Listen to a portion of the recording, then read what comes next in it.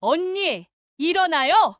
할 말 있어요. 미영아, 이러지 마. 내일 얘기하자. 오빠는 가만히 있어. 왜 엄마 아빠한테만 차를 사줘? 나는 통학하기가 얼마나 힘든데. 미영 씨, 진정하고. 언니라고 불렀잖아요. 뭘 자꾸 미영 씨래. 아가씨라고 해야 하는 거 아니에요? 돈 좀 있다고 유세 떨지 말라고. 등록금도 내가 알아서 벌어야 되는데 오빠는 왜 부모님한테만 잘해? 야, 그만해. 오빠도 그러는 거 아니야? 결혼하기 전에는 내가 제일 소중한 동생이었잖아. 이제는 나보다 돈 많은 집 딸이 더 좋아? 아빠 빚도 다 갚아주고 차도 사주고 난 뭐야? 나도 이 집의 가족 아니야? 나도 차 사줘요. 그리고 등록금도 내줘요. 언니네 집이 그렇게 돈이 많다면서 시누이한테 이 정도는 할 수 있는 거 아니야? 사연을 듣고 난 후 각자의 의견을 댓글로 남겨주시기 바랍니다. 사소한 댓글이라도 사연자분에게 큰 힘이 될 수 있습니다. 각색될 수 있고 사연자분의 입장에서 구성될 수 있습니다. 경기도 용인의 한적한 시골 마을에서 김선주 씨는 어머니와 단둘이 살았습니다. 마을은 넓은 들판과 산으로 둘러싸여 있었고 그 한가운데 그녀의 외할아버지가 운영하는 대규모 화훼 농장이 자리 잡고 있었습니다. 봄이면 꽃향기가 마을 전체를 감싸 안았고 그 향기 속에서 그녀는 조금씩 자라났습니다. 어머니는 23이라는 어린 나이에 그녀를 낳았습니다. 보수적인 시골 마을에서 미혼모로 산다는 것은 쉽지 않은 선택이었습니다. 하지만 그녀의 외할아버지는 딸과 손녀를 끝까지 지켜주기로 결심했습니다. 마을에서 가장 큰 화훼 농장의 주인이었던 외할아버지의 결정은 그들 모녀의 운명을 바꾸어 놓았습니다. 사람들이 뭘 하든 내 잘못은 없어. 엄마가 끝까지 지켜줄게. 어머니는 어린 선주 씨를 안아주며 자주 이런 말을 했고 그때마다 선주 씨는 어머니의 따뜻한 품 속에서 세상의 어떤 편견도 이겨낼 수 있는 용기를 얻었습니다. 화훼 농장은 사계절 내내 활기가 넘쳤습니다. 봄이면 화사한 튤립들이 끝없이 펼쳐졌고 여름에는 장미와 백합이 농장을 가득 채웠습니다. 가을이 되면 국화의 은은한 향기가 퍼졌고 추운 겨울에도 대형 온실에서는 포인세티아와 동백이 꽃을 피웠습니다. 농장에서 일하는 수십 명의 직원들은 모두 그녀의 가족과 다름없었습니다. 우리 선주가 벌써 이만큼 컸네. 어머니 닮아서 고운 얼굴에 마음도 곱고. 외할아버지는 손녀를 바라보며 자주 이런 말을 했고 그럴 때마다 어머니는 눈시울을 붉히며 미소 지었습니다. 어려운 선택이었지만 그녀를 낳아 키우기로 한 결정을 단 한 번도 후회하지 않았다는 듯이 말입니다. 초등학교에 입학한 후 선주 씨는 자신이 다른 아이들과는 조금 다른 가정 환경을 가졌다는 것을 조금씩 깨달아갔습니다. 하지만 외할아버지의 농장에서 일하는 마을 사람들은 그녀를 특별히 보호했고 덕분에 그녀는 아빠 없는 아이라는 놀림을 받지 않을 수 있었습니다. 선주야, 할아버지 농장에 새로운 튤립 구경하러 갈래? 내가 제일 좋아하는 분홍색이야. 어머니의 다정한 목소리에 그녀는 언제나 설렘 가득한 발걸음을 옮겼습니다. 화사한 꽃들 사이를 거닐며 가끔 아버지에 대한 생각이 스쳐 지나갈 때면 어머니는 더욱 꼭 그녀의 손을 잡아주었습니다. 학교에서도 선주는 밝고 건강하게 지냈습니다. 공부도 잘했고 선생님들의 사랑을 듬뿍 받았습니다. 반장도 여러 번 했고 교내 100일장에서 상을 받기도 했습니다. 그녀의 글짓기 주제는 언제나 우리 엄마였습니다. 마을 주민들은 그녀를 자신의 자녀처럼 아꼈습니다. 농장에서 일하는 아주머니들은 매일 아침 따뜻한 인사를 건넸고 아저씨들은 그녀가 지나갈 때마다 웃음으로 맞아주었습니다. 이웃집 할머니는 직접 만든 김치와 반찬을 종종 들고 오셨고 그럴 때마다 어머니는 깊은 감사의 마음을 전했습니다. 어느 날 저녁 어머니는 잠들기 전 선주의 머리를 쓰다듬었습니다. 엄마, 나는 정말 행복해. 우리 둘이라서 더 행복한 것 같아. 이런 그녀의 말에 어머니는 꼭 안아주며 미소 지었습니다. 그들의 작은 가족은 비록 아버지는 없었지만 서로에 대한 깊은 사랑과 이해로 충만했고 그것은 어떤 완벽한 가족보다도 더 단단한 유대를 만들어냈습니다. 화훼농장의 꽃들처럼 그들의 사랑도 계절마다 더욱 아름답게 피어났습니다. 김선주 씨가 20살이 되었을 때의 일입니다. 서울의 한 여자대학교에 입학한 그녀는 새로운 환경에서 자유로운 대학 생활을 시작했습니다. 화훼농장이 더욱 번창하면서 그녀의 집안은 경제적으로 더욱 안정되었고 시골 마을에서는 그녀를 탐내는 중매 이야기가 끊이지 않았습니다. 선주야, 어제 이장님 댁에서 또 연락이 왔어. 아들이 서울대 법대 다닌다는데. 어머니는 자주 이런 말을 꺼냈고 그때마다 그녀는 고개를 저었습니다. 엄마, 나 아직 대학교 1학년이야. 결혼은 생각도 안 해봤어. 하지만 어머니의 걱정은 깊어져만 갔습니다. 자신처럼 딸이 고생하지 않기를 바라는 마음에 좋은 집안과 일찍 인연을 맺게 하고 싶었던 것입니다. 너도 알잖아. 엄마가 얼마나 힘들게 널 키웠는지. 이제는 좋은 집안 사람 만나서 편하게 살았으면 좋겠어. 그녀는 어머니의 마음을 이해했습니다. 하지만 20살의 그녀에게는 다른 꿈이 있었습니다. 캠퍼스의 낭만을 만끽하고 싶었고 친구들과 함께하는 과팅에서 설레는 사랑을 찾고 싶었습니다. 어머니가 정해주는 길이 아닌 자신이 선택한 사랑을 하고 싶었습니다. 우리 선주가 워낙 예쁘고 똑똑해서 그래 이번에 소개해주는 총각은 의대생인데. 마을 아주머니들도 틈만 나면 중매 이야기를 꺼냈습니다. 외할아버지의 농장이 더욱 커지면서 그녀는 좋은 조건의 신부감으로 소문이 났고 주변에서는 너도 나도 중매를 서겠다고 나섰습니다. 선주야, 이번 주말에 시간 좀 내주면 안 될까? 서울에서 괜찮은 집 아들이. 어머니는 거의 매주 새로운 선자리를 권했지만 그녀는 번번이 거절했습니다. 대신 교내 동아리 활동과 과 행사에 적극적으로 참여했고 친구들과 함께하는 미팅과 소개팅을 통해 자신만의 연애를 시작하고 싶어 했습니다. 엄마, 내가 아직 어려서 그런 게 아니야. 나도 이제 성인이고 내 삶은 내가 선택하고 싶어. 결국 그녀는 어머니의 권유를 단호하게 거절했습니다. 처음에는 서운해하시던 어머니도 점차 딸의 선택을 이해하게 되었습니다. 그녀 역시 젊은 시절 자신의 선택으로 딸을 키우기로 했던 것처럼 이제는 딸이 스스로의 길을 선택할 나이가 되었다는 것을 인정할 수밖에 없었습니다. 알았어, 선주야. 엄마가 너무 조급했나 보다. 내가 원하는 대로 해. 어머니의 양보로 그녀는 자유로운 대학 생활을 보낼 수 있게 되었습니다. 도서관에서 밤을 새워 공부하고 친구들과 캠퍼스를 거닐며 수다를 떨고 때로는 설레는 마음으로 소개팅에 나가기도 했습니다. 그것은 어쩌면 그녀에게 주어진 첫 번째 독립이었을지도 모릅니다. 외할아버지는 그런 손녀의 모습을 멀리서 지켜보며 흐뭇해했습니다.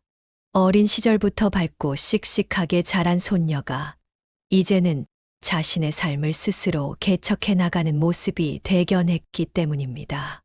그리고 그는 딸에게 은근히 선주의 선택을 존중해 주라고 조언했습니다. 내 나이 때는 다 그런 거야. 조급해하지 말고 선주가 원하는 대로 살게 해주렴. 그렇게 시간은 지나고 김선주 씨는 대학교 3학년이 되었습니다. 그녀가 선택한 캠퍼스의 자유로운 연애는 뜻밖의 방향으로 흘러갔습니다. 그해 3월 군대를 막 전역하고 복학한 4학년 선배 정훈을 만났고 두 사람은 급속도로 가까워졌습니다. 봄의 설렘이 여름의 열정으로 바뀌고 가을의 깊이를 더해가면서 그들의 사랑은 깊어만 갔습니다. 엄마, 나 결혼하고 싶어. 어느 겨울날 그녀가 집에 돌아와 던진 한마디에 어머니는 숟가락을 떨어뜨렸습니다. 무슨 소리야? 너 아직 대학 졸업도 안 했잖아. 어머니의 목소리에는 당혹감이 가득했습니다. 20살에는 중매를 거절하더니 이제는 스스로 결혼하겠다고 나서는 딸이 이해되지 않았습니다. 정은 선배랑 결혼하기로 했어요. 우리 진짜 사랑해요. 그놈도 이제 막 대학 졸업했는데 무슨 결혼이야? 절대 안 돼. 엄마 눈에 흙이 들어가도 안 돼. 어머니의 반대는 강경했습니다. 밤새 이어진 모녀의 대화는 결국 싸움으로 번졌습니다. 엄마가 그렇게 선보라고 했잖아. 근데 이제 와서 왜 반대하는 거야? 선을 보라고 했지. 결혼을 하라고 한 게 아니다. 적어도 엄마가 소개하는 검증된 사람을 만나보라고 했지. 어머니의 말에 그녀는 더욱 화가 났습니다. 사람이 사람 보고 좋아서 연애하고 결혼하는 건데 집안이 무슨 상관이야. 엄마 정말 속물이야. 그 말을 내뱉는 순간 방 안이 얼어붙었습니다. 어머니의 눈에서 눈물이 흘러내렸습니다. 혼자서 그녀를 키우며 겪었던 고초들, 딸만큼은 편하게 살기를 바랐던 마음들이 그 눈물에 담겨 있었습니다. 외할아버지는 이 상황을 걱정스럽게 지켜보았습니다. 선주야, 내 어머니 마음도 좀 헤아려 주렴. 너무 서둘지 말고. 하지만 22살의 그녀는 사랑에 대한 확신이 강했습니다. 정우는 성실했고 똑똑했으며 그녀를 진심으로 아끼는 것 같았습니다. 취업도 이미 결정된 상태였고 둘의 미래는 장밋빛으로만 보였습니다. 엄마, 나 정말 행복하게 살 수 있어. 정은 선배는 달라. 그녀의 간절한 설득에도 어머니는 고개를 저었습니다. 혼자서 아이를 키우며 겪었던 고난을 딸에게는 절대로 물려주고 싶지 않았기 때문입니다. 내가 20살에 선 보는 건 반대했어. 그땐 내가 너무 어려서였고, 이젠 내가 좋은 사람 만나서 결혼하길 바라 하지만 이건 너무 성급해. 어머니의 말에는 딸을 향한 깊은 사랑과 걱정이 담겨 있었습니다. 하지만 첫사랑의 감정에 푹 빠진 그녀는 그것을 이해할 수 없었습니다. 엄마는 왜 나를 못 믿는 거야? 내가 선택한 사람이잖아. 이렇게 모녀는 며칠 동안 대화가 끊겼습니다. 식사 시간도 어색해졌고 마주치면 서로 눈을 피했습니다. 평소 사이가 좋았던 모녀 사이에 처음으로 깊은 골이 생겼습니다. 농장의 직원들은 이런 상황을 안타깝게 지켜보았습니다. 어린 시절부터 봐온 선주가 이제는 제 앞가림을 하려 한다는 사실이 새삼 감회를 자아냈습니다. 선주도 다 컸네. 하긴 우리가 봐온 게 엊그제 같은데. 그들은 모녀의 화해를 바라며 조심스레 중재에 나섰지만 두 사람의 입장 차이는 쉽게 좁혀지지 않았습니다. 선주 씨는 우여곡절 끝에 어머니의 반대를 겨우 무마시키고 결혼을 준비했습니다. 새로운 고난이 그녀를 기다리고 있었습니다. 남편 쪽의 형편이 생각보다 더 어려웠던 것입니다. 선주야, 미안한데 예물은 좀 간단하게 하면 안 될까? 정훈의 말에 그녀는 처음으로 현실을 마주하게 되었습니다.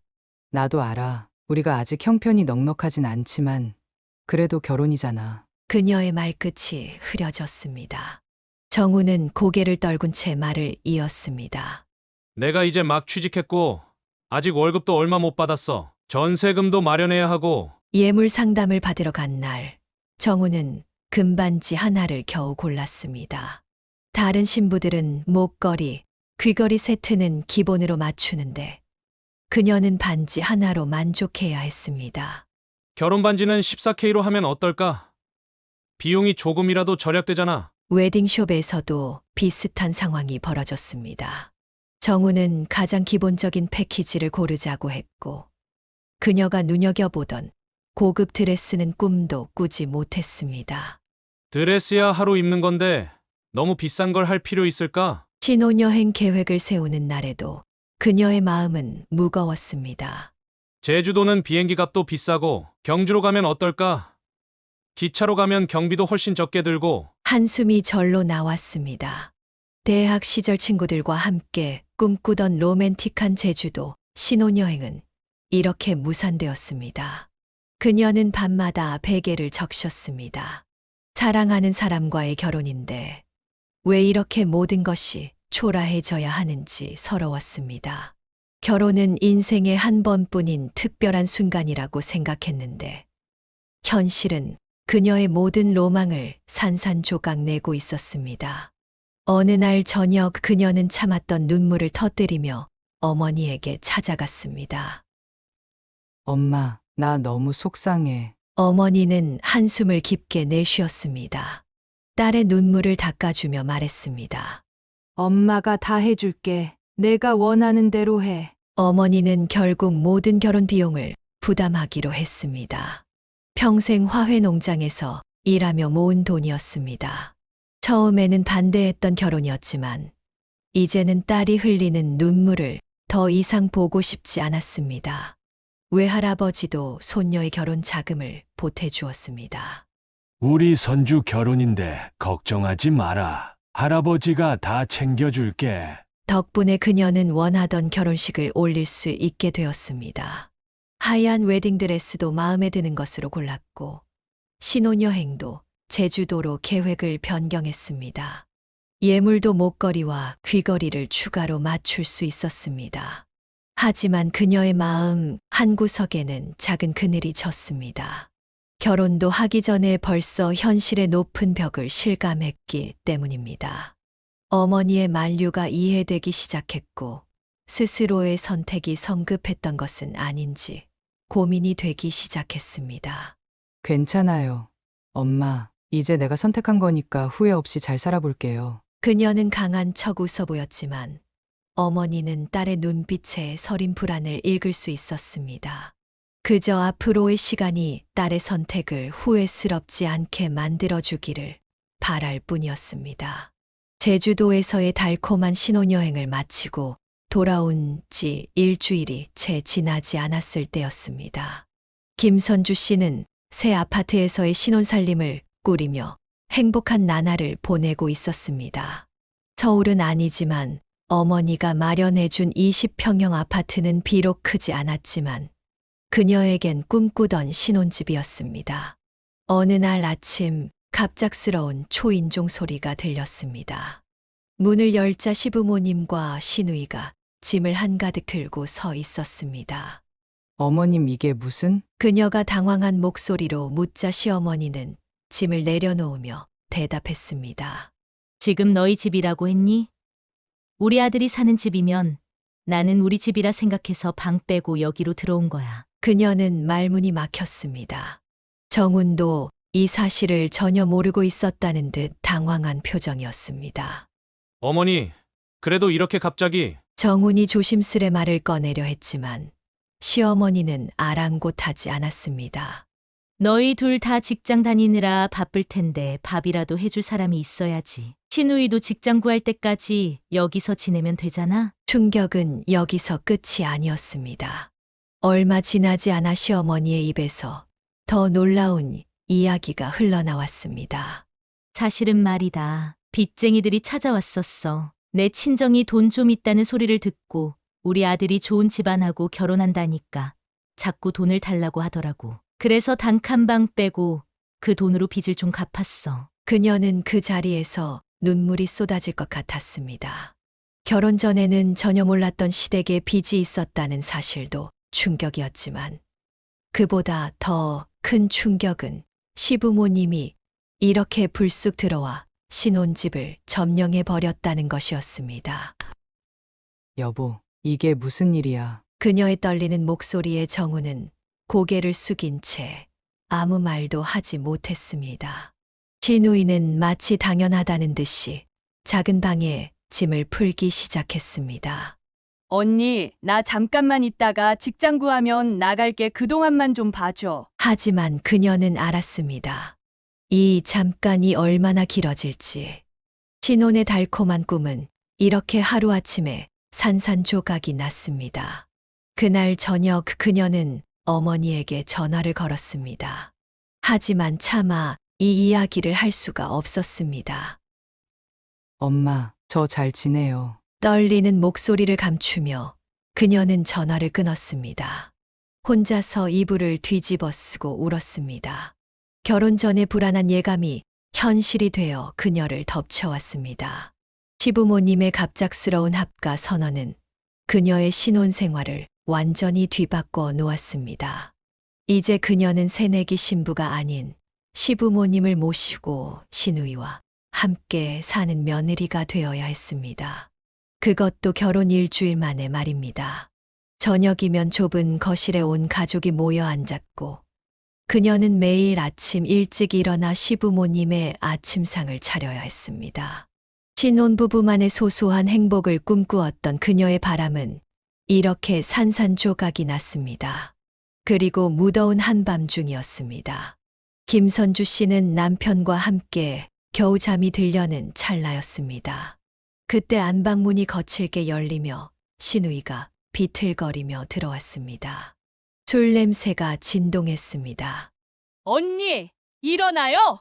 할 말 있어요! 시누이의 목소리는 술기운으로 이미 흐트러져 있었습니다. 그녀와 정우는 놀라 자리에서 일어났습니다. 미영아, 이러지 마. 내일 얘기하자. 정훈이 달래보려 했지만 시누이는 더욱 격앙된 목소리로 소리쳤습니다. 오빠는 가만히 있어. 왜 엄마 아빠한테만 차를 사줘? 나는 통학하기가 얼마나 힘든데. 시누이의 갑작스러운 분노에 그녀는 당황스러웠습니다. 결혼 후 시부모님을 위해 중고차를 한 대 구입한 것이 이런 오해를 살 줄은 몰랐습니다. 미영 씨, 진정하고. 언니라고 불렀잖아요. 뭘 자꾸 미영 씨래. 아가씨라고 해야 하는 거 아니에요? 시누이는 이제 완전히 이성을 잃은 듯 했습니다. 돈 좀 있다고 유세 떨지 말라고. 등록금도 내가 알아서 벌어야 되는데 오빠는 왜 부모님한테만 잘해? 그녀는 말문이 막혔습니다. 시누이의 거친 반말이 가슴을 때렸습니다. 지난 몇 달간 한 집에 살면서 늘 조심스럽게 대했던 시누이였는데 속마음은 이렇게 다른 것이었나 싶어 서글퍼졌습니다. 야, 그만해. 정훈이 버럭 소리를 질렀지만 시누이는 아랑곳하지 않았습니다. 오빠도 그러는 거 아니야? 결혼하기 전에는 내가 제일 소중한 동생이었잖아. 이제는 나보다 돈 많은 집 딸이 더 좋아? 시누이의 말 한마디 한마디가 비수가 되어 그녀의 가슴을 찔렀습니다. 결혼 전부터 은근히 느꼈던 불안감이 현실이 되어 눈앞에서 터져 나왔습니다. 아빠 빚도 다 갚아주고 차도 사주고 난 뭐야? 나도 이 집의 가족 아니야? 시누이의 목소리가 점점 더 커졌습니다. 옆집에까지 들릴까봐 걱정되었지만 아무도 그녀를 말릴 수 없었습니다. 나도 차 사줘요. 그리고 등록금도 내줘요. 언니네 집이 그렇게 돈이 많다면서 시누이한테 이 정도는 할 수 있는 거 아니야? 새벽의 고요를 깨는 시누이의 소리에 시부모님도 깨어나 방으로 들어왔습니다. 이 시간에 무슨 소란이야? 시어머니의 목소리에 시누이는 갑자기 울음을 터뜨렸습니다. 엄마, 나도 좀 편하게 살고 싶어. 시누이는 그대로 바닥에 주저앉아 엉엉 울기 시작했습니다. 시어머니는 한숨을 쉬며 시누이를 데리고 나갔고 방에는 무거운 정적만이 남았습니다. 그날 밤 그녀는 한숨도 자지 못했습니다. 옆에서 잠든 남편을 바라보며 그녀는 생각했습니다. 과연 이 결혼이 올바른 선택이었을까? 어머니의 반대가 이유 있는 것이었을까? 새벽이 밝아올 때까지 그녀의 마음속에는 답 없는 질문들만 맴돌았습니다. 시누이 사건 이후 더는 참을 수 없었던 김선주 씨는 어머니를 만나러 화훼 농장을 찾았습니다. 아침 일찍 집을 나선 그녀는 익숙한 농장 길을 걸으며 마음을 다잡았습니다. 멀리서 온실이 보였지만 평소와 달리 어머니의 모습은 보이지 않았습니다. 안녕하세요, 아저씨. 선주 왔어요. 혹시 어머니 계신가요? 그녀가 농장 사무실 문을 열자 오랫동안 일해온 김 반장이 놀란 얼굴로 그녀를 바라보았습니다. 아가씨, 모르고 오신 거예요? 김 반장의 목소리에 걱정이 묻어났습니다. 네, 뭘 모르고요? 자모님이 일주일 전에 교통사고를 당하셨어요. 지금 중앙병원 중환자실에 계세요. 그 말을 듣는 순간 그녀의 다리에서 힘이 빠졌습니다. 네. 무슨, 어떻게. 새벽에 꽃시장 가시다가 트럭이 갑자기 김 반장의 설명을 더는 들을 수 없었습니다. 그녀는 그 자리에서 주저앉고 말았습니다. 왜 아무도 연락을 안 줬어요? 시어머님께 연락드렸는데 아가씨께 말씀 안 하셨나요? 그 순간 그녀의 머릿속이 하얘졌습니다. 시어머니는 알고 있었다는 말이었습니다. 눈앞이 캄캄해졌습니다. 곧바로 병원으로 달려간 그녀는 중환자실 앞에서 외할아버지를 만났습니다. 할아버지, 엄마가. 선주야, 외할아버지의 눈에는 피곤함이 가득했습니다. 일주일 동안 혼자서 병간호를 하신 것이 고스란히 드러났습니다. 집으로 돌아온 그녀는 시어머니를 마주했습니다. 어머니, 우리 엄마 교통사고 나신 거 알고 계셨어요? 시어머니는 잠시 눈을 피하더니 대답했습니다. 내가 너무 충격받을까 봐 말하지 않았어. 지금도 시부모 모시느라 힘들 텐데. 충격받을까 봐서요? 제 친엄마가 중환자실에 계신데 그걸 딸한테 알리지 않는 게 말이 돼요? 그녀의 목소리가 떨렸습니다. 난 내가 걱정돼서. 걱정이요?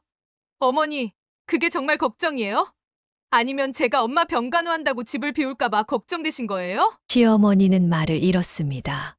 그녀는 더는 참지 못하고 눈물을 쏟았습니다. 전 이제 어떻게 해야 하죠? 우리 엄마한테 전 이제 뭐라고 해야 하죠? 그녀의 울음소리가 집안을 가득 채웠습니다. 남편도 시아버지도 아무도 그녀를 위로할 수 없었습니다. 그날 이후 그녀는 매일 병원과 집을 오가며 이중 생활을 시작했습니다. 아침 일찍 병원에 가서 어머니를 돌보고 저녁에는 시부모님 식사를 챙겼습니다. 육체적으로도 힘들었지만 정신적 고통은 더 컸습니다. 엄마, 미안해요.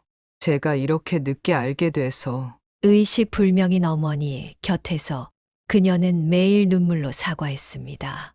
결혼 전 어머니가 그토록 반대했던 이유를 이제야 조금씩 이해하기 시작했습니다. 시어머니의 배려라는 말 속에 숨겨진 진실도 보이기 시작했습니다. 그녀의 마음 한구석에는 깊은 상처가 생겼습니다. 그것은 시댁에 대한 실망감이었고 동시에 자신의 선택에 대한 후회였습니다. 하지만 지금은 이런 감정에 빠져 있을 시간도 없었습니다. 오직 어머니의 회복만을 바라보며 그녀는 하루하루를 버텨나갔습니다. 그날도 어머니의 의식이 돌아오기를 기다리며 병원 복도를 서성이던 때였습니다. 김선주 씨는 낯선 노년 남자가 어머니의 병실을 찾아오는 것을 보았습니다.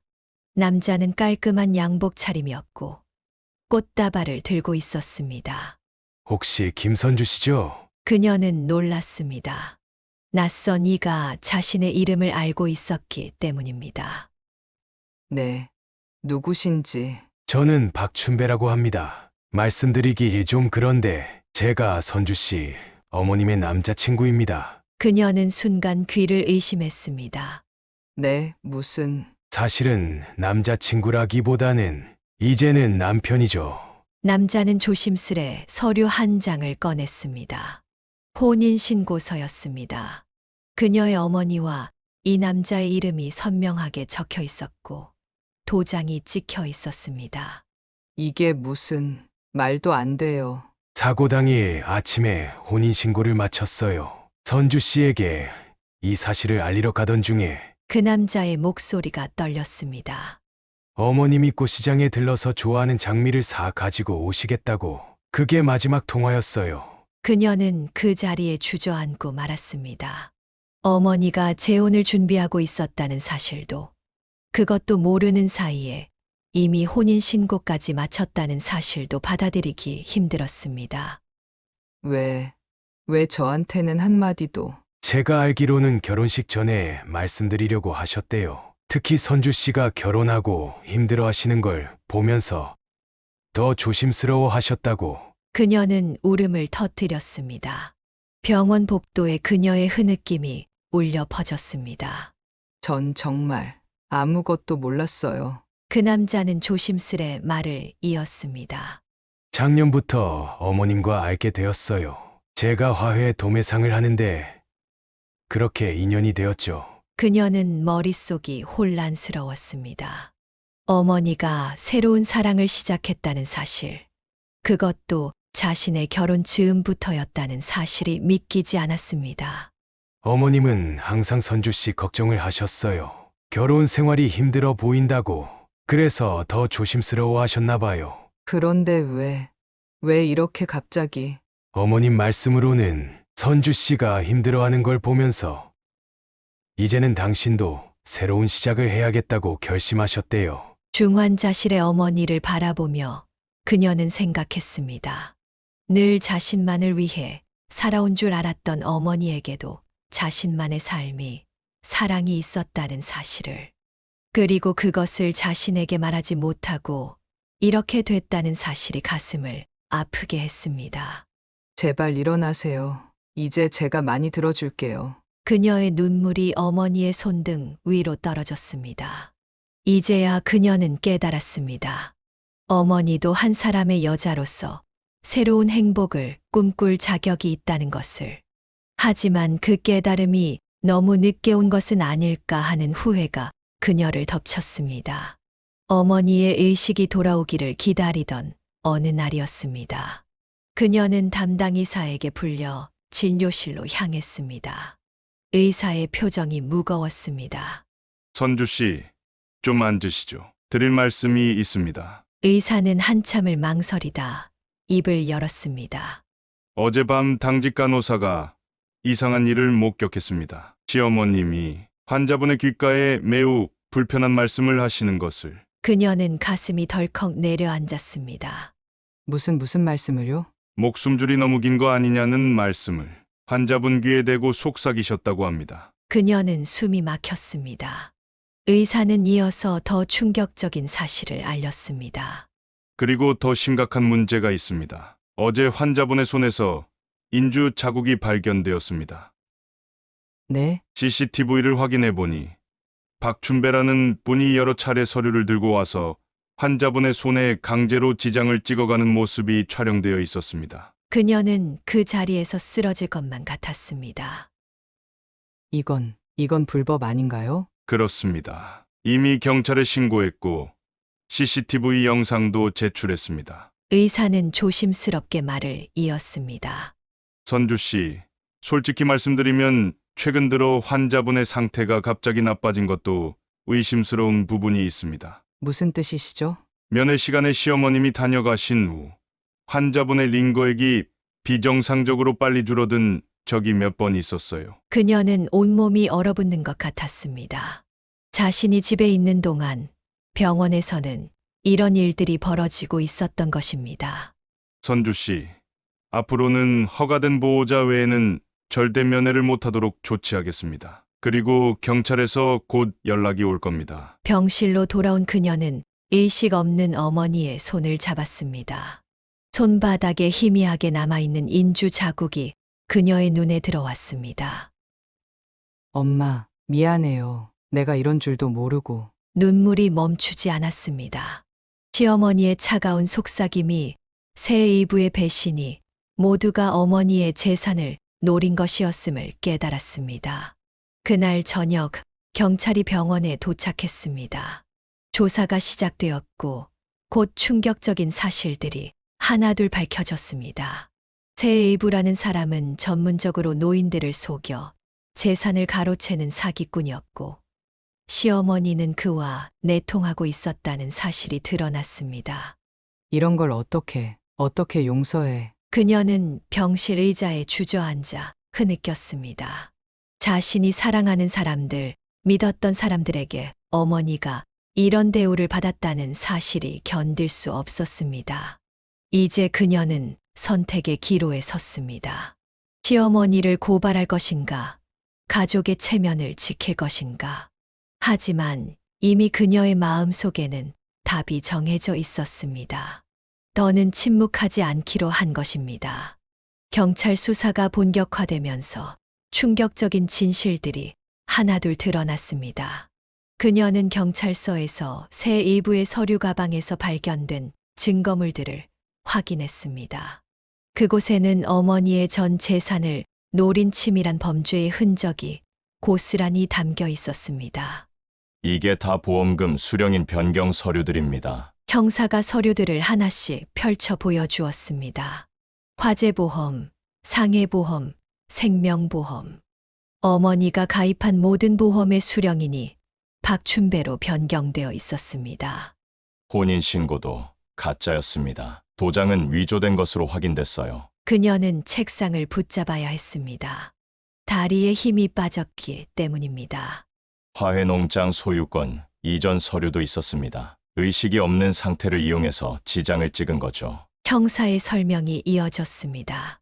박춘배는 수년간 비슷한 수법으로 여러 명의 피해자를 만들어 온 전과자였습니다.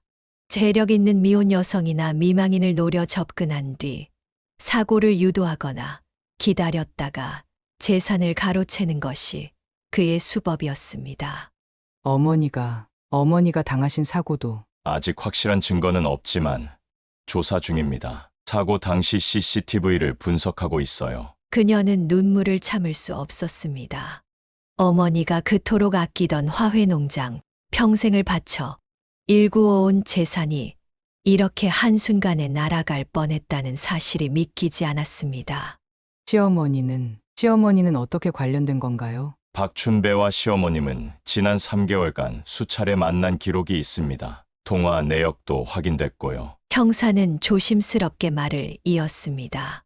농장 소유권의 일부를 시어머님 앞으로 이전하기로 한 계약서도 발견됐습니다. 그녀는 그 자리에 주저앉고 말았습니다. 시어머니가 이런 일에 가담했다는 사실이 어머니의 생명을 위협하면서까지 재산을 노렸다는 사실이 도저히 받아들여지지 않았습니다. 체포영장이 발부됐습니다. 오늘 중으로 박춘배와 시어머님을 체포할 예정입니다. 집으로 돌아가는 길, 그녀는 한없이 울었습니다. 결혼 생활 내내 자신을 힘들게 했던 시어머니가 이런 큰 범죄를 저질렀다는 사실에 가슴이 찢어질 것 같았습니다. 병실에 도착해서 그녀는 어머니의 손을 꼭 잡았습니다. 엄마, 이제 제가 지킬게요. 아무도 엄마를 해치지 못하게 할 거예요. 창밖으로 늦가을에 해가 저물고 있었습니다. 어두워진 하늘처럼 그녀의 마음도 어두웠지만 이제는 더는 물러설 수 없다는 결심이 섰습니다. 가족이라는 이름으로 저질러진 이 끔찍한 범죄에 맞서 어머니를 지키기 위해 끝까지 싸우기로 한 것입니다. 경찰서 조사실에서 충격적인 녹음 파일을 들었습니다. 차가운 겨울바람보다 더 싸늘한 시어머니의 목소리가 녹음기를 통해 흘러나왔습니다. 그 여자 죽으면 20억 정확히 반으로 나눠서 가지는 거야. 녹음 파일을 들으며 그녀의 온몸이 떨렸습니다. 담당 형사가 조심스레 말을 이었습니다. 박춘배가 모든 것을 실토했습니다. 시어머님과의 공모 관계가 확실해졌어요. 형사는 조서를 펼쳐 박춘배의 진술을 읽어주었습니다. 시어머니가 먼저 접근했다고 합니다. 5억의 빚을 갚아주고 나머지 5억도 주기로 했다고 돈 많은 사돈을 소개해주겠다고 하더군요. 그녀는 숨이 막혔습니다. 시어머니가 처음부터 이런 계획을 갖고 있었다는 사실이 믿기지 않았습니다. 둘이 만난 횟수만 해도 20번이 넘습니다. 매번 구체적인 범행 계획을 세웠더군요. 형사는 증거물들을 하나씩 펼쳐 보였습니다. 시어머니와 박춘배의 만남이 담긴 CCTV, 영상, 통화 기록, 계좌 내역. 모든 것이 치밀하게 준비된 범죄였습니다. 어머니, 이게 무슨 짓입니까? 당신이 사람이에요? 돈에 아무리 미쳐서도 그렇지 왜 이러셨어요? 그녀의 눈에서 눈물이 흘러내렸습니다. 그래, 내가 했다. 5억이 뭐가 중요해. 20억이야. 내 아들 결혼시켜준 값을 받아야지. 시어머니의 차가운 목소리가 조사실에 울려 퍼졌습니다. 그 순간 그녀는 모든 것을 이해했습니다. 시어머니가 그토록 자신의 결혼을 서둘렀던 이유, 갑자기 신혼집에 들어와 살겠다고 했던 이유, 어머니의 사고 소식을 숨겼던 이유, 모든 것이 이 끔찍한 계획의 일부였던 것입니다. 처음부터 이런 계획이었던 거예요. 네. 시어머님은 작년부터 이미 사돈 되실 분의 재산 내역을 조사하고 있었답니다. 그녀의 결혼 전부터 이미 이런 계획이 있었다는 사실에 그녀는 말을 잊지 못했습니다. 그리고 시아버님은요? 시아버님은 전혀 모르신 것 같습니다. 지금 많이 힘들어하고 계세요. 시아버지를 생각하니 마음이 더 아팠습니다. 평생을 함께 산 아내가 이런 끔찍한 범죄를 저질렀다는 사실을 어떻게 받아들이고 계실지. 남편분이 면회 오겠다고 연락이 왔는데 만나고 싶지 않아요. 그녀는 단호하게 말했습니다. 지금은 누구도 만날 수 있는 상태가 아니었습니다. 병원으로 돌아가는 길, 그녀는 창밖으로 펼쳐진 도시의 불빛들을 바라보았습니다. 22살의 나이에 겪기에는 너무나 큰 배신이었습니다. 하지만 이제 그녀는 더 강해져야 했습니다. 어머니를 지키기 위해, 그리고 자신의 삶을 지키기 위해. 경찰의 수사가 계속되면서 어머니의 교통사고에 대한 충격적인 진실이 밝혀졌습니다. 김선주 씨는 농장의 CCTV 영상을 통해 사고 당일의 상황을 알게 되었습니다. 그날 새벽 어머니는 평소처럼 일찍 농장에 나와 있었습니다. 그때 온실 뒤편에서 시어머니와 박춘배의 목소리가 들려왔습니다. 이제 곧 서류 준비 다 끝나 지장만 찍으면 돼. 시어머니의 목소리였습니다. 근데 우리 며느리는 어쩌고? 그 애는 신경 쓰지 마. 내가 알아서 할게. 어차피 사고로 위장할 거 아니야. CCTV에는 이 대화를 듣고 충격을 받은 어머니가 농장을 급히 빠져나가는 모습이 찍혀 있었습니다. 경찰은 통화 기록을 통해 어머니가 곧바로 딸에게 전화를 걸었다는 사실을 확인했습니다. 하지만 그 전화는 받지 못했고 그날 아침 끔찍한 사고가 일어났습니다. 선주 씨, 사고 현장 블랙박스도 확보했습니다. 형사가 보여준 영상에는 충격적인 장면이 담겨 있었습니다. 대형 트럭이 갑자기 차선을 바꾸며 어머니의 차를 들이받는 순간이었습니다. 트럭 운전자를 조사해보니 박춘배와 연락한 흔적이 있더군요. 그녀는 숨을 쉴 수가 없었습니다. 응급실 CCTV도 봐주셔야겠습니다. 의식을 잃은 어머니가 응급실로 실려온 직후 박춘배가 서류 가방을 들고 들어왔습니다. 의료진이 잠시 자리를 비운 틈을 타 어머니의 손에 강제로 지장을 찍는 모습이 선명하게 찍혀 있었습니다. 엄마가 그걸 다 알고 있었던 거예요. 그녀는 병실의 어머니 곁에 앉아 울었습니다. 딸을 걱정하는 마음에 급히 달려오시다가 이런 일을 당하신 것이었습니다. 엄마, 제발 일어나세요. 이제 다 알았어요. 엄마가 저를 얼마나 걱정하셨는지. 담당 의사가 들어왔습니다. 뇌의 활성도가 조금씩 좋아지고 계세요. 곧 의식이 돌아오실 것 같습니다. 그녀는 어머니의 손을 꼭 잡았습니다. 이제는 자신이 어머니를 지켜야 할 차례였습니다. 시어머니의 음모에 맞서 새 이부의 사기 행각에 맞서 끝까지 싸워나가기로 다짐했습니다. 엄마, 이제 제가 지킬게요. 우리 엄마 평생 혼자 고생하시면서 저 키우셨잖아요. 이제는 제가 엄마를 지킬 차례예요. 창밖으로 첫눈이 내리기 시작했습니다. 하얀 눈이 쌓이는 것을 보며 그녀는 생각했습니다. 이 겨울이 지나면 봄이 올 것이고 그때는 어머니와 함께 농장의 꽃들을 다시 볼 수 있기를. 그리고 이번에는 아무도 그들의 행복을 빼앗을 수 없기를. 시간은 흘러 시어머니와 박춘배의 최종 선고가 있던 날이었습니다. 그녀는 법정 한편에 앉아 판사의 선고를 기다렸습니다. 어머니는 아직 의식이 완전히 돌아오지 않은 상태였지만 상태는 점차 호전되고 있었습니다. 피고인 박춘배, 이명숙. 판사의 목소리가 법정에 울려 퍼졌습니다.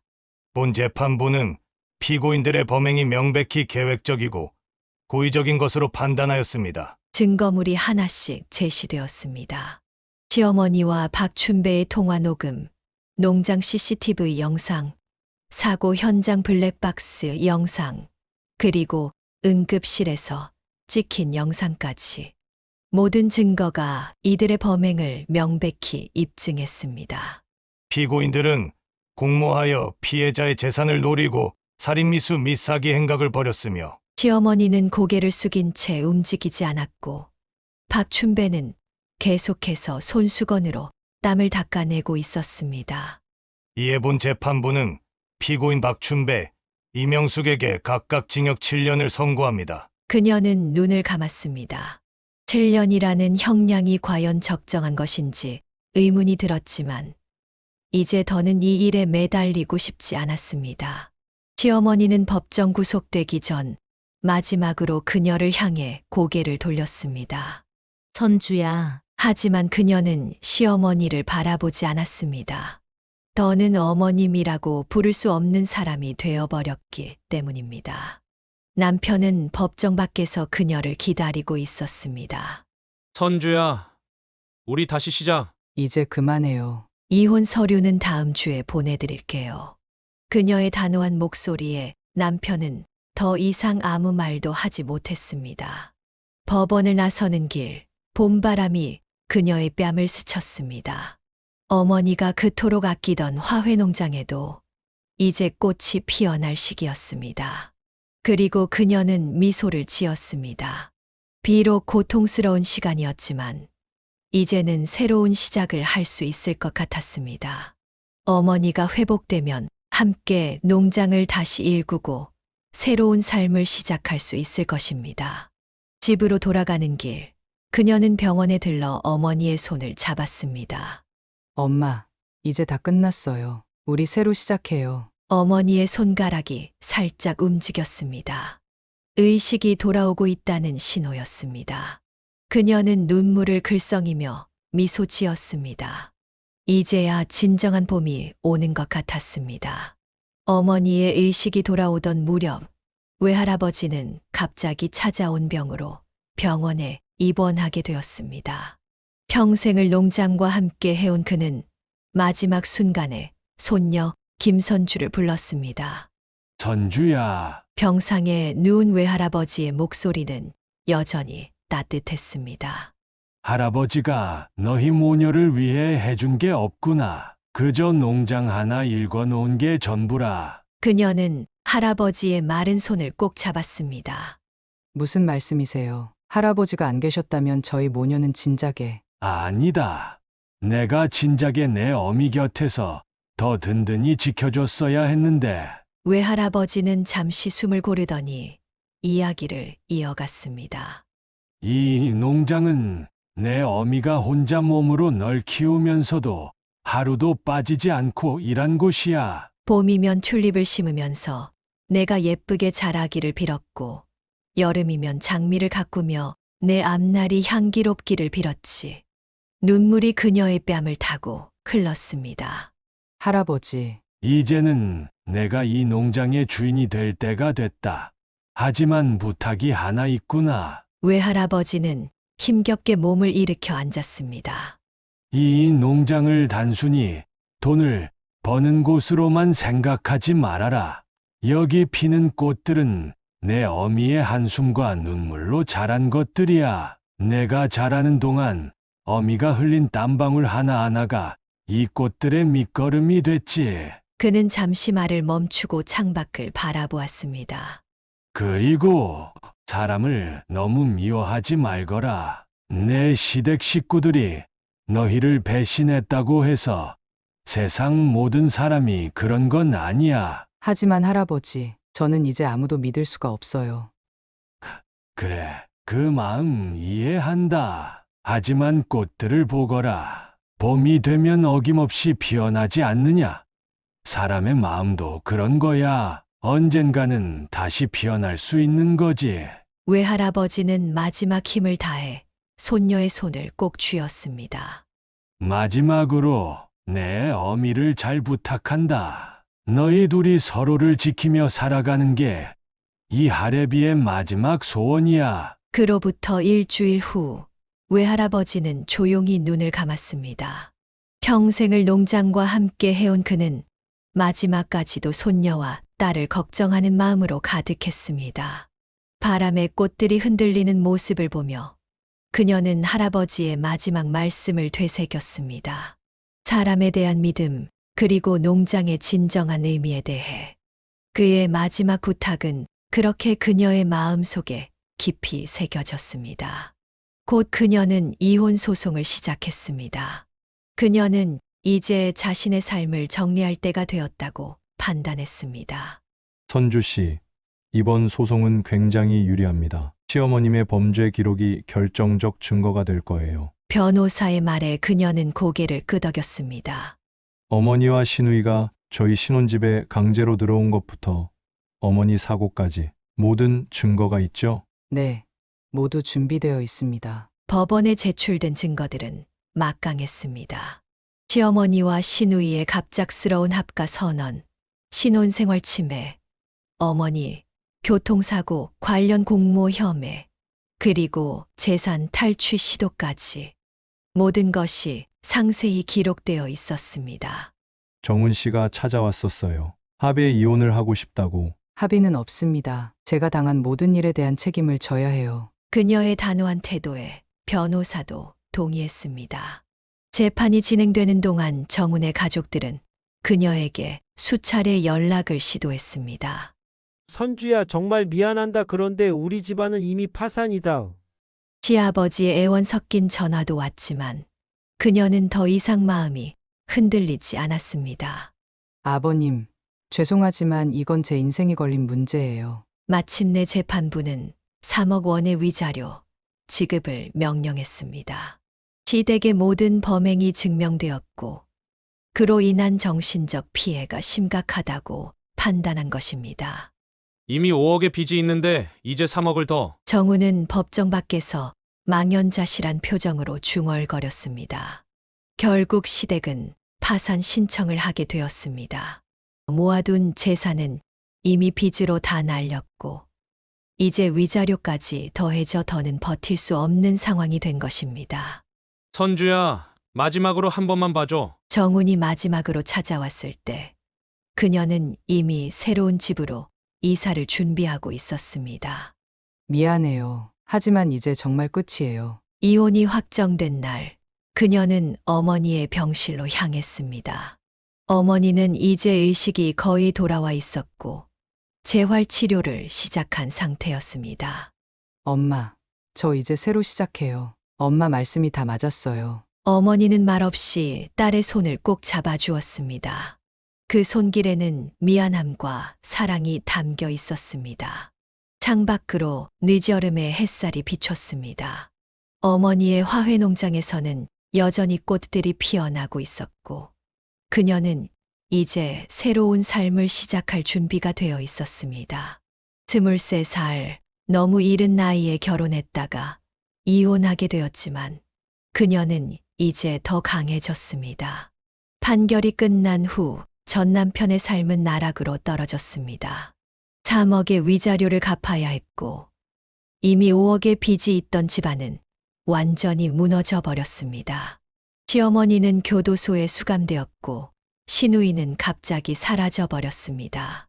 아버지, 이제 어떻게 해야 하나요? 시아버지는 하루아침에 늙어버린 듯 했습니다. 평생을 함께 산 아내가 저지른 범죄의 충격으로 건강이 급속도로 나빠졌습니다. 난 내 어머니가 그런 사람인 줄 몰랐다. 내 아내한테 너무 미안하구나. 결국 시아버지는 그해 겨울 뇌출혈로 쓰러져 병원에 입원했습니다. 정우는 직장을 그만두고 병간호를 해야 했습니다. 선주야, 미안해. 그는 몇 번이고 전 아내에게 연락을 시도했지만 번호는 이미 바뀌어 있었습니다. 정훈 씨, 이제 그만하세요. 선주 씨는 이미 새 삶을 시작했어요. 공통의 지인을 통해 전해들은 소식은 그를 더욱 괴롭게 했습니다. 교도소에 있는 어머니는 면회를 거부했습니다. 다만 편지 한 통을 보내왔습니다. 내가 무너지는 걸 보고 싶지 않아. 이제 너만이라도 새 삶을 살아라. 시아버지의 병원비와 위자료를 갚기 위해 정우는 직장을 전전했습니다. 대기업을 그만두고 작은 회사로 옮겨 다녔지만 빚은 줄어들 기미가 보이지 않았습니다. 혹시 김선주 씨 소식 들으셨나요? 가끔 그는 화훼농장 근처를 서성거렸습니다. 하지만 더 이상 그가 들어갈 수 있는 곳이 아니었습니다. 시어머니가 출소했을 때 정우는 조그만 원룸에서 살고 있었습니다. 시아버지는 이미 돌아가셨고 시누이는 여전히 소식이 없었습니다. 엄마, 왜 그랬어요? 미안하다. 엄마가 너무 욕심을 부렸구나. 출소한 어머니는 절에 들어가 살겠다고 했습니다. 아들의 인생까지 망가뜨린 자신의 죄를 평생 참회하며 살겠다는 것이었습니다. 정우는 여전히 빚을 갚아 나가고 있습니다. 재혼도 하지 못했고 안정된 직장도 구하지 못했습니다. 가끔 그는 젊은 시절의 선택을 후회합니다. 시어머니의 말을 거절했더라면, 김선주와의 결혼을 조금 더 신중하게 생각했더라면, 그래도 선주 씨는 잘 살고 있다니 다행이에요. 이제 그에게 남은 것은 후회와 그리움뿐입니다. 한때 자신이 가졌던 모든 것들, 좋은 직장, 아름다운 아내, 화목한 가정이 모두가 어머니의 욕심으로 인해 한순간에 무너져 버렸습니다.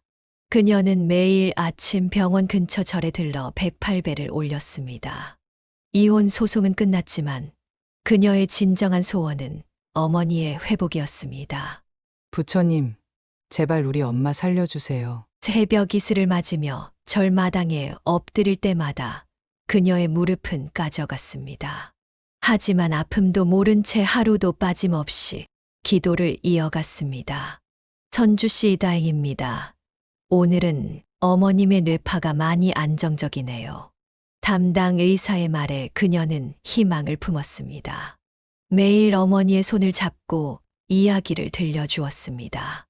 농장 이야기, 꽃 이야기, 그리고 자신의 어린 시절 이야기까지. 엄마 기억나요? 내가 어렸을 때 엄마가 튤립밭에서 나를 업고 다니시던 거. 그때처럼 우리 다시 꽃밭을 걸어요. 10월의 어느 아침 기적이 일어났습니다. 어머니가 눈을 떴고 딸의 이름을 불렀습니다. 주야. 그 한마디에 그녀는 울음을 터뜨렸습니다. 엄마. 의료진이 놀란 것은 어머니의 의지였습니다. 보통의 환자라면 수개월이 걸릴 재활을 어머니는 놀라운 속도로 해내고 있었습니다. 이렇게 빨리 회복하시는 경우는 처음 봅니다. 정말 놀랍네요. 어머니는 나중에 말씀하셨습니다. 너를 혼자 둘 수는 없었어. 내가 매일 내 손을 잡고 울던 걸 다 들었단다. 의식이 없는 것처럼 보였지만 어머니는 딸의 목소리를 계속 들으셨던 것입니다. 그 소리를 따라, 그 손길을 따라 이승으로 돌아오신 것입니다. 엄마가 없으면 누가 내 딸 지켜주겠어. 그래서 죽을 수가 없었어. 어머니의 말씀에 그녀는 또다시 눈물을 흘렸습니다. 하지만 이번에는 기쁨의 눈물이었습니다. 재활 치료가 계속되면서 어머니는 점점 더 건강을 되찾아갔습니다.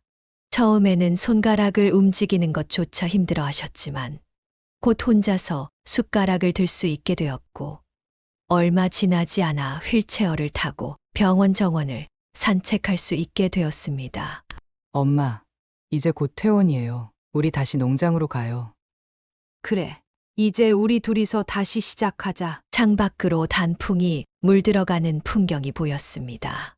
어머니와 딸은 손을 맞잡고 내일을 이야기했습니다. 이제는 정말로 새로운 시작을 할 수 있을 것 같았습니다. 그녀는 어머니와 단둘이 행복한 생활을 이어가고 있습니다.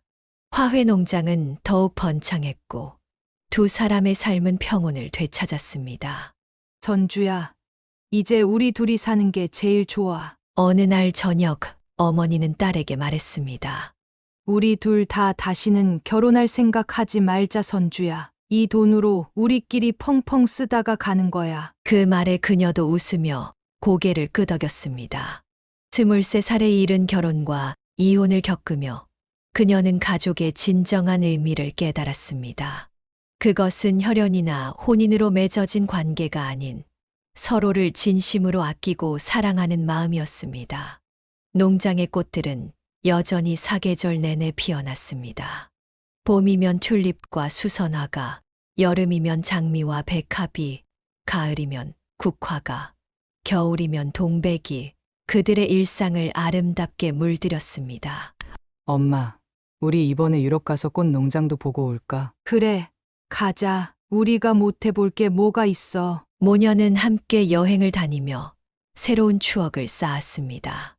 네덜란드의 튤립 농장을 방문하고 프랑스의 라벤더 밭을 거닐며 그들은 더없이 행복한 시간을 보냈습니다.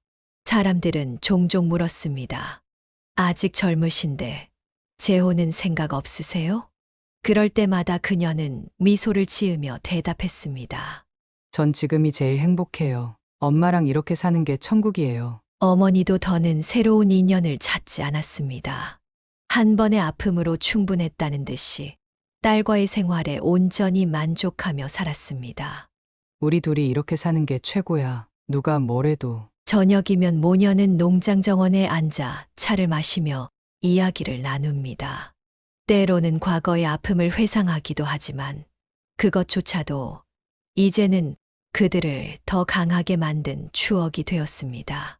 엄마, 우리 진짜 이대로 살아도 될까요? 당연하지. 세상에 이만한 행복이 어디 있겠어. 꽃향기 가득한 정원에서 모녀의 웃음소리가 퍼집니다. 그들은 알고 있습니다. 진정한 행복은 거창한 것이 아닌 이렇게 서로를 이해하고 사랑하는 마음에서 온다는 것을. 김선주와 어머니는 20억대의 재산을 가진 부자였지만 그들의 마음은 늘 무거웠습니다. 화훼 농장의 성공과 꾸준한 투자로 재산은 늘어갔지만 그만큼 사람을 보는 눈은 의심으로 가득 차갔습니다. 선주 씨, 우리 아들하고 한번 만나보시는 게 어떠세요? 친구들이나 이웃들이 선을 보자고 할 때마다 그녀는 본능적으로 경계했습니다. 죄송해요. 전 지금 생각이 없어요. 대화 속에 숨은 의도를 찾으려 하고 친절한 미소 뒤에 감춰진 속셈을 의심하게 되었습니다. 엄마, 이상해요. 갑자기 옆집에서 김치도 갖다 주고. 그래, 조심해야 돼. 우리가 잘 사는 걸 다들 알잖아. 어머니 역시 마찬가지였습니다. 한 번의 배신을 겪은 후 모든 선의가 의심스러워졌습니다. 사람들이 우리 농장에 관심 있다고 하면 난 이제 무조건 경계부터 해. 농장 확장을 위한 사업 제안이 들어와도 그들은 쉽게 결정을 내리지 못했습니다. 모든 서류를 꼼꼼히 살피고 상대방의 뒷배경까지 조사했습니다. 선주야, 우리가 너무 사람을 못 믿게 된 것 같아. 어느 날 저녁 어머니가 한숨을 쉬며 말했습니다. 그래도 어쩌겠어요. 우리가 당한 게 얼마나 끔찍했던가요. 돈이 많다는 것은 축복이면서 동시에 저주였습니다. 편안한 생활을 할 수 있었지만 그만큼 마음의 평화는 멀어져 갔습니다. 또 누가 우리 돈을 노리고 접근하는 건 아닐까. 새로운 사람을 만날 때마다 이런 생각이 먼저 들었습니다. 순수한 호의를 믿기 어려워졌고 진심 어린 관심도 의심의 대상이 되었습니다. 가끔 그들은 생각했습니다. 이렇게 많은 돈이 없었다면 더 자유로웠을까? 더 순수하게 사람을 믿을 수 있었을까? 하지만 그건 역시 이미 지나간 가정일 뿐이었습니다. 우리끼리라도 행복하면 돼. 모녀는 서로를 바라보며 웃었습니다. 비록 세상을 향한 마음의 문은 닫혔지만 서로에 대한 사랑만큼은 더욱 견고해졌습니다. 그들의 정원에는 여전히 아름다운 꽃들이 피어났고 그 향기는 변함없이 달콤했습니다. 하지만 이제 그들은 그 정원의 문을 쉽게 열어주지 않았습니다. 그것이 그들이 선택한, 아니 어쩌면 당뇨된 삶의 방식이었을지도 모릅니다. 그녀와 어머니의 생활은 겉으로 보기에는 더없이 풍요로웠습니다. 넓은 정원이 딸린 고급 주택에서 살며 좋은 차를 타고 비싼 음식점에서 식사를 했습니다. 하지만 그들의 마음속에는 늘 허전함이 자리 잡고 있었습니다. 선주야, 요즘도 친구들 만나니? 어느 날 저녁 어머니가 물었습니다. 아니요. 다들 바쁘대요. 연락도 잘 안 돼요. 실제로는 그녀가 점점 더 사람들과 거리를 두게 된 것이었습니다. 돈 있는 집딸이라는 꼬리표가 늘 그녀를 따라다녔기 때문입니다. 어제는 소개팅 얘기가 또 들어왔더라고요. 어떤 사람이래? 그냥 우리 농장 규모를 먼저 물어보더래요. 모녀는 쓴웃음을 지었습니다. 이제는 그런 일에 너무 익숙해져 버렸습니다. 사람들과의 관계는 점점 더 형식적이 되어 갔습니다. 명절에 간단한 인사를 나누는 정도, 필요한 업무적 대화만 하는 정도로 관계가 제한되었습니다. 깊은 우정이나 진실된 사랑을 나누는 것이 두려워졌기 때문입니다. 엄마, 가끔은 우리가 너무 예민한 걸까요? 그럴지도 모르지. 하지만 한 번 되면 두 번 다시 믿기 어려운 게 사람 마음이야. 농장 직원들과도 적당한 거리를 유지했습니다. 너무 가까워지면 월급, 인상을 요구하거나 특별한 대우를 바라는 일이 생겼기 때문입니다. 사장님, 저희 딸 대학 등록금이 이런 부탁을 받을 때마다 그녀는 마음이 불편했습니다. 도와주고 싶은 마음은 있지만 그것이 또 다른 기대로 이어질까 두려웠습니다. 주말이면 대형 쇼핑몰이나 백화점에서 쇼핑을 했지만 그마저도 온전한 즐거움이 되지 못했습니다. 판매 직원들의 과도한 관심이 불편했고 주변의 시선이 부담스러웠기 때문입니다. 이 원피스가 사장님께 잘 어울리실 것 같은데요. 됐어요. 그냥 구경만 할게요. 결국 그들의 세계는 점점 더 좁아져 갔습니다. 넓은 집, 아름다운 정원, 호화로운 생활. 하지만 그 안에는 두 사람뿐이었습니다. 엄마, 우리 이대로 괜찮을까요? 사람 믿다가 당한 것보다는 낫지 않니? 그렇게 그들의 삶은 마치 아름다운 온실 속 화초처럼 되어 갔습니다.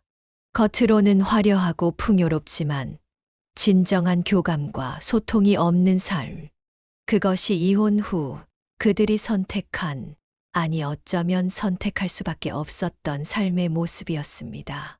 그녀가 잠든 모습을 바라보며 어머니는 한숨을 내쉬었습니다. 딸이 또 악몽을 꾸고 있었기 때문입니다. 시어머니의 차가운 목소리가 담긴 녹음 파일을 들은 후로 그녀는 종종 한밤중에 식은땀을 흘리며 깨어났습니다. 엄마 제발 거기 가지 마. 잠꼭대기라도 하듯 중얼거리는 딸의 모습에 어머니의 가슴이 아팠습니다. 정신과 상담을 받아보자는 어머니의 제안을 그녀는 계속 거절했습니다. 난 괜찮아요. 그냥 가끔 그때 생각이 나서 그래요. 하지만 그때의 기억은 쉽게 지워지지 않았습니다. 법정에서 시어머니가 했던 말, 박춘배의 고백, 그리고 그들이 자신의 어머니를 해하려 했던 모든 계획들. 그 기억들은 여전히 생생했습니다. 선주야, 우리 함께 상담을 받아보는 건 어떨까?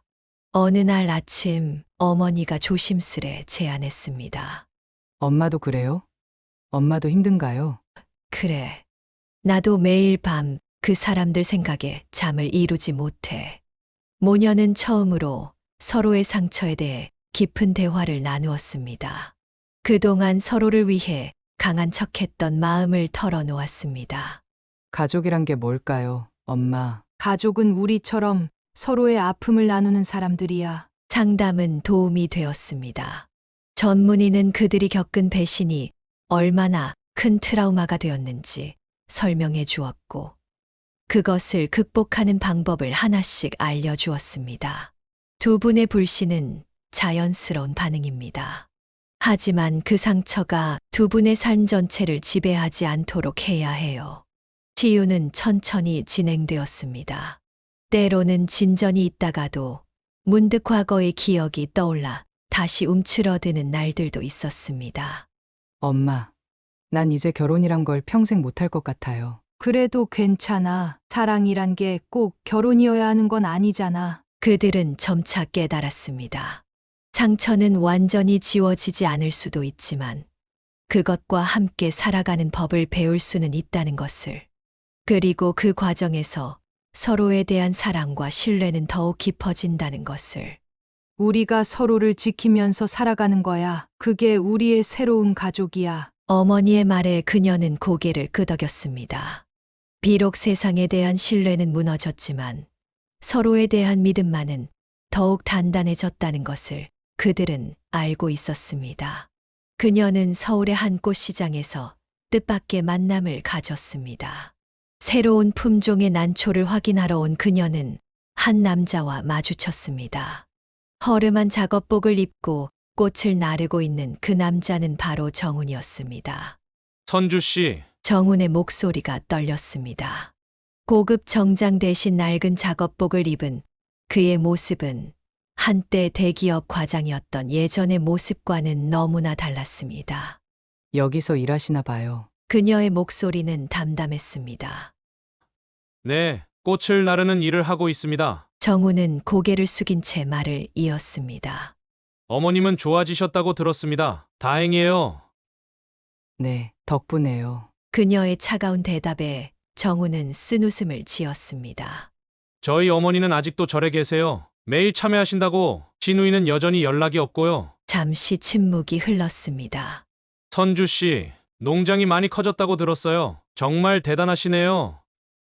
네, 이제 꽃 치료 프로그램도 시작했어요. 상처받은 사람들을 위한. 그녀의 말에 정훈의 눈시울이 붉어졌습니다.